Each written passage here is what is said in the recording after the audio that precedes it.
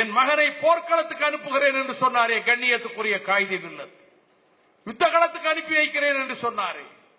பாகிஸ்தான் பிரிந்ததற்கு பிறகு யூனியன் முஸ்லீம் லீக்ல இவ்வளவு இத்தனை லட்சம் பணம் உங்களுக்கு சேர வேண்டியதுங்கிற போது சல்லி காசு ஒரு பைசா நாங்கள் வாங்க மாட்டோம் என்று சொன்னாரே. ஆக இஸ்லாமிய மக்கள், இந்த மண்ணின் மக்கள் எல்லோரும் இணைந்து வாழ்ந்து கொண்டிருக்கக்கூடிய சமூகத்தில் பல நாகரிகங்கள், பல சமயங்கள், பல மொழிகள், பல கலாச்சாரங்கள், பல பண்பாடுகள், இவை அனைத்தையும் கொண்ட கூட்டு அமைப்பு தான் இந்தியா என்கிற உபகண்டம்.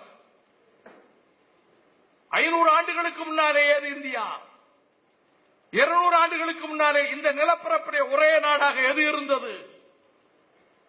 எனவே எல்லோரும் சேர்ந்து ஒன்றாக வாழ்வோம். இந்திய நாட்டிலே இந்த ஒருமைப்பாட்டை ஏற்றுக்கொண்டு எந்த விதத்தில் தான் வாழ்கிறோம்.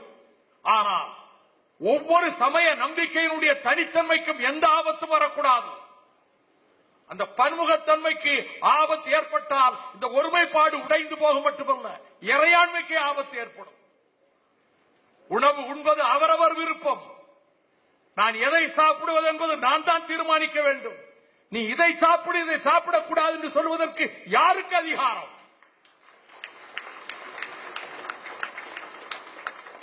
லட்சக்கணக்கான டன் டன்னாக இறைச்சி ஏற்றுமதி செய்வதற்கு ஒப்பந்தம் போட்டீர்களே பிரதமரே சைனாவோடு. எந்த அடிப்படையில்? மாட்டு இறைச்சிக்கு ஏற்றுமதி செய்வதற்கான ஒப்பந்தம்.